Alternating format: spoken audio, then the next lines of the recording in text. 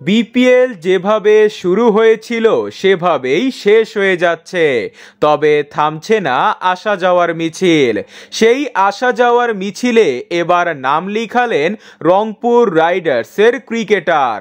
মূলত চ্যাম্পিয়ন্স ট্রফির প্রস্তুতি হিসাবে পাকিস্তান জাতীয় দলের ক্যাম্পে যোগ দিতে রংপুর রাইডার্স ছেড়েছেন পাকিস্তানের spin bowling allrounder Khushdil Shah. Rangpur রাইডার্সের হয়ে এবারের বিপিএলে হাইস্ট রান স্কোরার ছিলেন তিনি এবং হাইস্ট উইকেট টেকারও ছিলেন।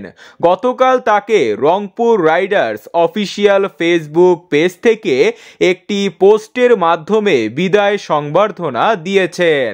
ওদিকে ওয়েস্ট ইন্ডিজের লেজেন্ডারি ক্রিকেটার সুনীল নারিনকে নিয়ে কারাকারি করছে রংপুর রাইডার্স ও ফরচুন বরিশাল। প্রথম আলোর রিপোর্ট অনুযায়ী ডেভিড ওয়ার্নার, টিম ডেভিড সহ সুনীল নারিনকে দলে ভিড়িয়েছিল রংপুর রাইডার্স।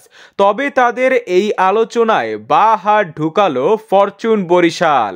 তারাও রংপুর রাইডার্সের সাথে সুনীল নারিনকে নিয়ে আলোচনা করছে। তিনি এই দলের ক্যাপ্টেন। যদি তার দল প্লে অফে কোয়ালিফাই করতে না পারে বা ফাইনালে যেতে না পারে তাহলেই সুনীল নারাইন বিপিএল এর প্লে অফে খেলতে আসবেন।